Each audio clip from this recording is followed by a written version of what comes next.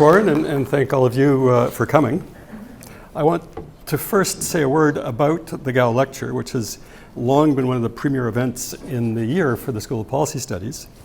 Dr. Gao served with the Royal Canadian Signal Corps in Europe during the Second World War. When he came back, he worked for the Civil Service Commission for a while, then he moved to Treasury Board in Ottawa. He later spent time in London and at the headquarters of the North Atlantic Treaty Organization, which at that time was in Paris. His next move was one that I made many years later, and not in as distinguished a way. He came to Queen's to do a PhD in politics, and then he joined the faculty. In 1970, he founded the Master of Public Administration program, but he died untimely in 1973, and this lecture was established in his honor by the class of 1973. So we thank them for their effort in commemorating Donald Gao. And given his career, it seems entirely appropriate to welcome Ambassador Amy Baker. She's a graduate of the MPA program that Donald Gao founded. She's a lawyer trained at Dalhousie, which we don't hold against her. She also has made significant contributions to Canadian public administration, both in Ottawa and abroad. She's now Ambassador of Canada to Norway, and I'm sure we'll hear more about what that entails. She came to Oslo from Paris, where for 4 years she was the number 2 in the mission, which is actually a pretty serious job. She was just telling me about that reason over coffee. She has a staff there of only 225 people. Interesting job to have, especially during COVID. And it's an unusual combination of postings to go from Paris to Oslo, but it's even more unusual given what she'd done in the past. In Ottawa, she had been the chief of staff to the president of the Canadian International Development Agency, who at that time was our own Margaret Biggs, and Margaret is especially disappointed not to be able to be here today. During her career, Amy Baker held various senior positions in a number of departments, most recently as Director General of Health and Nutrition at Global Affairs Canada. Overseas, she served as Senior Director for Ethiopia and Pan-African Development Cooperation, and a really interesting assignment, maybe she'll tell us more about it. She was the founding Chief Operating Officer of the Queen Rania Foundation in Amman, Jordan, and there the objective was to ensure that every child in Jordan and the Arab world would receive a quality education. Interesting switch from doing that kind of work to ending up as ambassador in Norway, but I'm sure she'll tell us more about that. I think all of us feel overwhelmed by horrible events in the world at the moment, including climate change, wars, geopolitical conflict, massive refugee flows. It's all too tempting to throw up our hands in despair and think there's nothing that individuals can do to make a difference. But I think there is, and that's the focus of Ambassador Baker's talk, which is titled, Power and Influence Through Public Service. How do you get it? Why do we need it? Amy, welcome back to Queen's.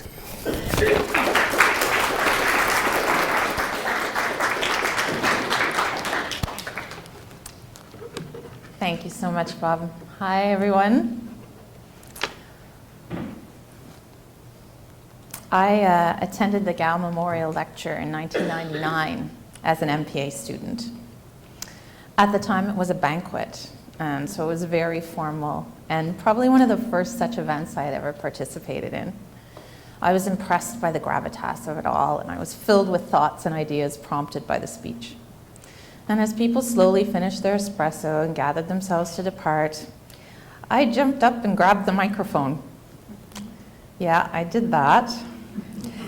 And I excitedly offered for anyone who wanted to please join us students at the pub after to continue the conversation.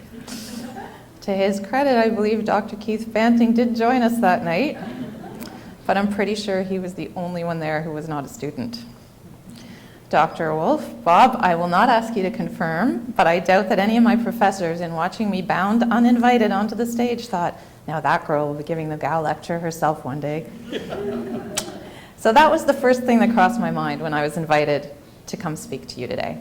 And I'm sharing it with you not because I'm a masochist who enjoys publicly revisiting embarrassing events, but because with hindsight, I realized that behind my actions in that moment were the same elements that have led to any successes I've had in my life. 3 things. Figure out what motivates you, find your confidence, and take the risk to act.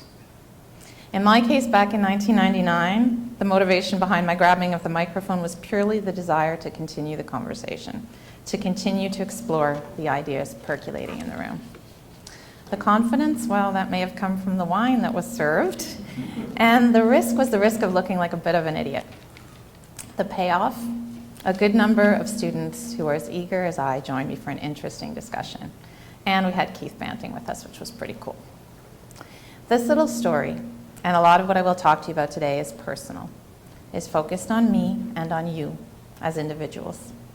The reason for this is that I think the personal is inextricably linked to the professional. Consider this fair warning that this will not be a traditional lecture on Canadian policy, because I truly believe that our times call for something different. The professional impacts the personal, and importantly, vice versa. And this is particularly true in the public sector. Public service is about serving people. Doing that well requires a sense of the needs of those we are serving. We must understand them. And I believe that to have any hope of understanding others, we need to first understand ourselves. All of this matters if we want to make positive change locally, in Canada, and in the world around us. Given the many and complicated global crises we are facing, making positive change is a challenge we all need to be up for. In the private sector, in academia, in our personal lives, in whatever we do, it is so important, but I believe it must be fundamental for those of us taking on public service in any capacity. Our focus needs to be on how to hold on to what's good and to make it better, both locally and globally. Because this is core to what public service is about. When Vladimir Putin invaded Ukraine, most of us were surprised. There were many analysts who felt that it was not logical, that it was not a rational move, that did not make sense. There were also some voices, however, who argued that Putin was starting from a different set of values and assumptions.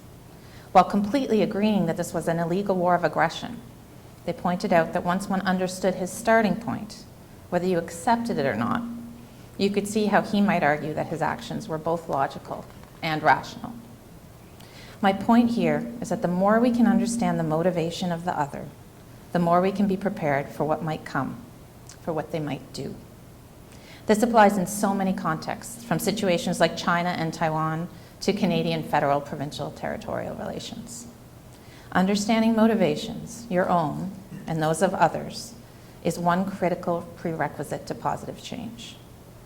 And what follows closely on the heels of understanding is the ability to exercise influence, which in turn is key to protecting one's own interest. During Donald Trump's presidency, one of the major threats for Canada was the renegotiation of NAFTA, the North American Free Trade Agreement, initiated by the American government. The America First orientation created huge risks to Canadian economic interests. In the face of this, not only did we see unusually strong collaboration across all political parties in Canada, but also recognition that traditional approaches to trade negotiation would not be sufficient to protect our interests. The government put a huge focus on personal and professional relationships with influential Americans. A full court press ensued. Not just cabinet ministers, but premiers, mayors, diplomats and business people, even opposition politicians, as well as think tanks, business councils, and academics, reached out across the border to lobby those who could put pressure on the American administration. This was only one aspect of the Canadian strategy, but it was a very important one. And it is something we need to collectively consider in the context of a potential Trump 2.0 and a mandated 6-year review of the US-Mexico-Canada trade agreement scheduled for 2026. Already in anticipation of this review, we need to be making our case once again to a wide variety of stakeholders, and it cannot be just the negotiators and the cabinet minister responsible who are doing it. These are two examples of why, in situations of geopolitical uncertainty, the importance of relationships cannot be overstated. Canadian actors must have the skills to influence others, both domestically and internationally, to remain relevant and to protect our interests. And to do that, each and every one of us with a role to play needs to be a confident actor, aware of our own motivations and interests, as well as those of the other. So this is why I'm starting with the personal part. because understanding ourselves helps us to be clear-headed in looking at the motivation of others. And that can enable us to predict, react to, influence, or even change the course of events if we have the confidence and take the risk to do so. And then I want to speak to you a bit more about our world today and about our responsibility in it. And I hope at the end we will all feel a bit more urgently the need to find what motivates us, to seek the confidence to act, and to take the risk to grab the microphone, metaphorical or otherwise, because humanity needs us all to do that. Okay, motivation. It starts with a very simple question. What do you like to do? But it has to go further than that. What makes you feel more than yourself, bigger than yourself, greater than yourself? And it's okay if you don't know. The important thing is to keep asking the question. Do not fall asleep in your life. I went to law school before I did my MPA, as was mentioned, and it just didn't resonate for me. It was interesting, but much to the chagrin of my grandmother, who had already started weaving my chosen profession into conversations about the weather or the price of milk, I could not imagine myself as a lawyer. Instead, I took off to Greece for a year and taught English. Motivation does not have to be complicated. Mine at that point was simply to get away, to take a time out. At 24, I knew only what I was not motivated by. I needed to escape, to get unstuck from a life path that I knew didn't resonate, to be able to see my way through to one that did. The confidence came from a deep place of knowing that the life I was wearing did not fit me. And the risk was to leave the security of Canada, of a legal career, not really knowing what would be waiting on the other side. It was the best decision I could have made. Asking myself about my own motivation has led me to take a lot of horizontal leaps in my career. From one experience that looked interesting to another. It even led me to put my own career on hold and follow a boyfriend to Senegal. The lifelong love that resulted from that decision was not the one I expected. I fell in love with international development work, which influenced my decisions and career path for the next 15 years and led to some of the most poignant and moving experiences in my life thus far. There is not just one way, of course. Others might like things to be linear. My personal view is that however you value what you do in life, whether you have a career or a job, whether it is money that is important, work-life balance, doing something well, helping others, whether you live to work or work to live or something in between, as long as you seek out what makes you feel alive, unless you are a serial killer, you will be adding something positive to our world. We are tempted to judge, but as long as they are ethically sound, one motivation is not inherently better than another. They're just different. The trick is that it comes from inside out. Second element, confidence. Perhaps there are some of you who have never personally experienced this as a challenge. If so, you are lucky and we can probably learn something from you. But I have a feeling that most of us have had a crisis of confidence at one point or another. I imagine most, if not all of you, have heard of imposter syndrome. Imposter syndrome is the idea that when success comes to you, it is an error, an oversight, not merited. The feeling that someone is going to realize this at some point and you will be exposed as a fraud, as an imposter. I have had imposter syndrome my whole life. I've often thought about it as a stalker, lurking in the background until I was about to do something interesting and then jumping out in a menacing way, trying to keep success from me. And I've had different strategies over the years on how to deal with it. Initially, I would make a list of my accomplishments in my head as a sort of virtual wall to keep the stalker at bay. This worked in a way, but it prevented me from trying new things. For example, my last job before becoming ambassador in Norway was deputy ambassador in France.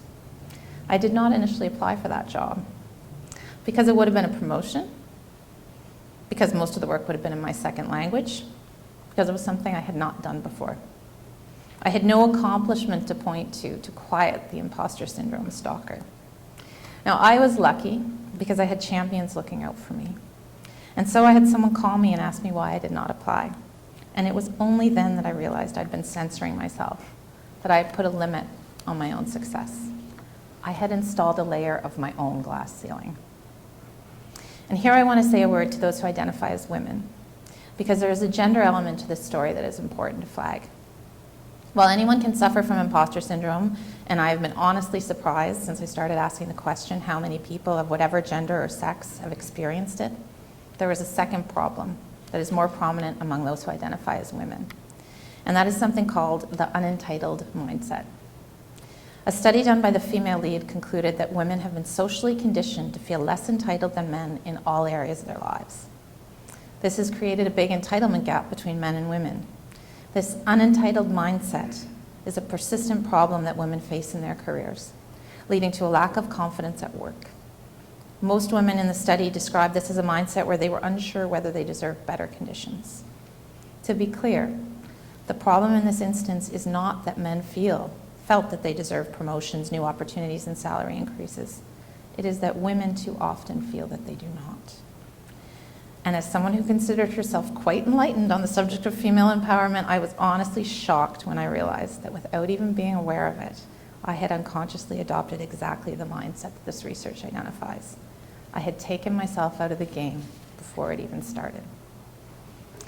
I think that both of these things, imposter syndrome and an unentitled mindset, both of these stalkers are actually trying to protect me, trying to keep me safe and secure. And they can be great allies, ensuring that I think through risks before taking them, but they need direction from me. I need to be in charge. Confronting my stalkers is part of how I find confidence, but I'm not fighting them. I'm reassuring them and taking over the narrative from them. If any of this resonates for you, if you have these two characters in your psyche, rein them in, take the power back, because while they may have a role to play, they are not meant to be in control. The third element, take the risk. Here I think it is important to recognize that risk is different for everyone. Having spent the last 4 years in Paris, I can tell you that going into a designer shop to kill time, for me, is a very risky behavior. Point simplistically made, perhaps, but a big risk for one person might be completely incomprehensible to another. I saw a comedian once who did a bit on the anxiety that one feels during a round table when all you have to do is say your own name. It was funny, as such things are, because for so many of us it is true. Half the time I miss the names of the 7 or 8 people introducing themselves before me because I'm too busy repeating my own in my head until it's my turn.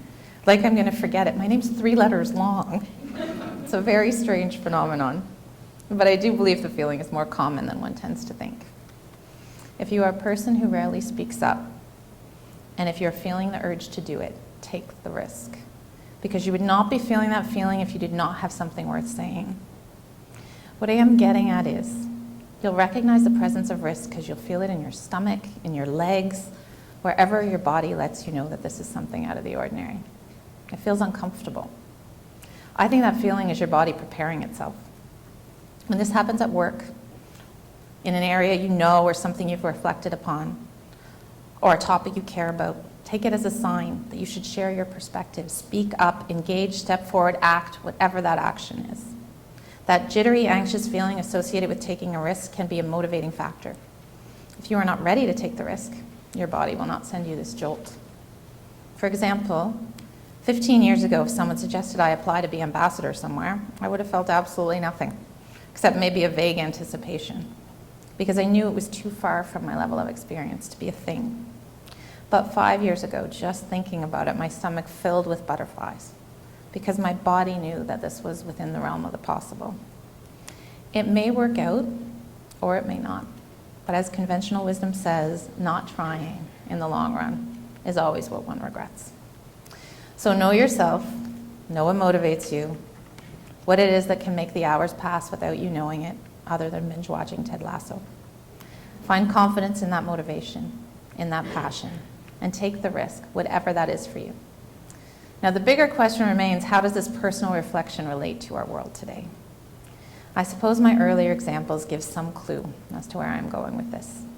The skill set we require to effectively engage in the public sphere starts with knowing who we are, what we believe, and how that can be used to build relationships and influence others.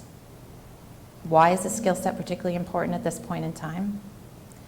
Because who we are, what we do, and how we do it will dictate Canada's place in a world where the pace and scope of change is unprecedented. We are at a global inflection point. The world order is shifting beneath our feet, and what that means is not clear. The rules of the game are different, as are the tools used by our enemies. The rule of law is being tested in the most brutal of ways. The pace of technological change is increasing at a rate we have never experienced before, and the role of artificial intelligence is expanding exponentially. And the world is burning, flooding, melting, all around us, pitting those who fear the end of the world against those concerned about the end of the month. There are wars in Europe and Africa and the Middle East, and some have even gone so far as to suggest that the USA is at war with itself. Countries are questioning their alliances and their commitment to the rules-based international system. Autocracies appear more nimble in a world where democracies are divided and populations no longer trust established institutions. Poor countries are questioning their relationships with developed democracies when the help they need is not coming.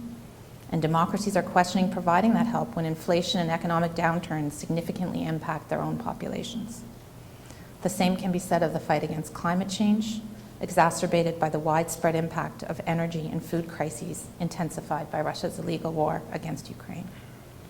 These divisions are happening between countries, but also within them, often with the help of campaigns of disinformation and misinformation. These campaigns create self-strengthening narratives that sow division and incite hate towards those who are different. And these campaigns are led by actors whose ultimate goal is to destabilize and fracture democracies and deteriorate democratic institutions. This is a grim picture, an uncertain one, creating complex challenges whose response often requires complicated partnerships. Everything is different, but human beings are fundamentally the same. Our relationships still impact our decision-making. Our self-interest is still personal and specific. We are still motivated by fear more deeply than by hope. Canada's Foreign Affairs Minister gave a speech recently about the importance of pragmatic diplomacy, which she talked about as keeping allies close while also being open to different perspectives as we encourage others to take a chance on peace. This concept is not new in the world of diplomats, but I think pragmatic diplomacy can be a useful frame for all aspects of public life, not just our interactions with other countries, because it is based on the presumption that humans can be influenced. Which brings me back to you, back to us, and back to my initial point. To influence others, to be an influence for good in the world, you need to first understand yourself, what motivates you. You need to find confidence and courageously take the risk to act. And then you need to apply that same effort to understanding of the other.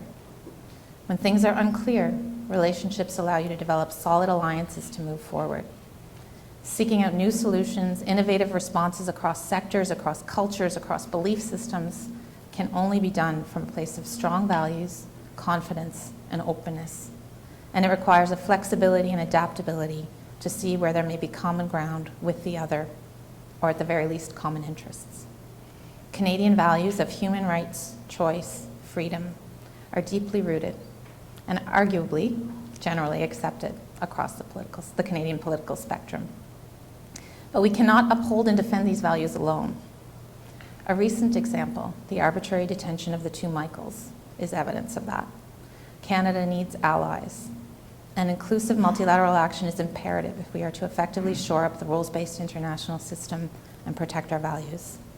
We can play a leadership role in this action, as we are in the Initiative Against Arbitrary Detention in State-to-State Relations, which now has over 70 endorsements from states all around the world, and a partnership action plan announced at the 2021 G7 Foreign Development Ministers meeting. But our leadership is not just in creating an initiative. It is in convincing other countries of the importance of that initiative. We need to actively stand up for our values and interests, which are good for Canada, but also good for democracy, good for human rights, and good for fair and equitable trade and broader prosperity. We each have a role to play in that. We each have a responsibility to do so.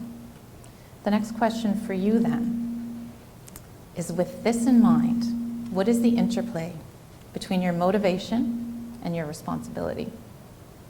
I'm bringing up the concept of responsibility here because there is an important question of ethics that should always be part of any calculation in public service. I think most of us have an internal ethical barometer, but I'm not sure we stop and listen to it very often. It is understandable. It is often easier and less scary and even sometimes better for one's career to ignore it. In my opinion, one of the most critical competencies for anyone serving the public, for anyone in a leadership position, is to have a direct line between your ethical barometer and the decision-making center in your brain. And yet, there are so many examples in Canada of leaders getting that wrong, of public servants getting that wrong. And it is almost always unintentional. So prioritize this, and keep people around you who have an instinct for ethics, who will hold the integrity mirror up for you when you're not seeing clearly yourself. The question of motivation is, what do you want to do? But it should never be separated from how can you do it in a way that gives the best of you. I guess I should end by telling you what all this means for me, how I am living this now.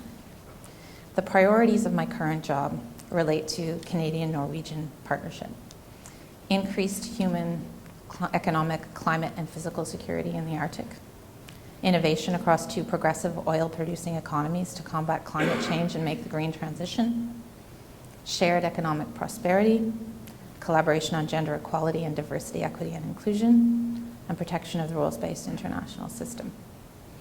But this is, in the end, just a list of priorities. It's not what motivates me personally. These days, I am motivated by leadership. On a deeper level, I'm focused on finding ways to mobilize my team, to encourage them and provide them with the conditions to take the risks that they see as adding value. Because, honestly, leadership all comes down to those you lead. And right now, what motivates me is the energy, commitment, and competence I see in my team, and what I know we can achieve together. You may think that I'm being naive, that a focus on values is fine until it conflicts with our interests, that Canada is not immune to politics of exclusion and extreme ideologies, that I'm overly optimistic about the role Canada and Canadians can play in protecting democracy and human rights. I have had all of these thoughts myself. I am taking the risk to believe that my country and its people have something to offer in this context of global uncertainty, that we can influence and maybe even change the course of events if we take the risk to do so. And I am taking the risk to lead with integrity, with empathy, and with passion, and to use my understanding of my own path to try to help others find theirs. Because right now, Canada needs us all to lead. In different areas and in different ways, Canada needs you all to lead. So, what do you want to do? How will you do it in a way that gives the best of you? What risk will you take? I want to say thank you to the Queen's School of Policy Studies, to Director Mabey for the invitation, and to Dr. Wolf-Bob for your advice and support, to Sam for all of your help, to all of the wonderful professors I had here at the school, and finally to all of you for being here today. I look forward to hearing your thoughts and ideas during the Q&A session, and I have to say it, I do hope that some of you will join me at the pub after to continue the conversation. Thank you so much for listening.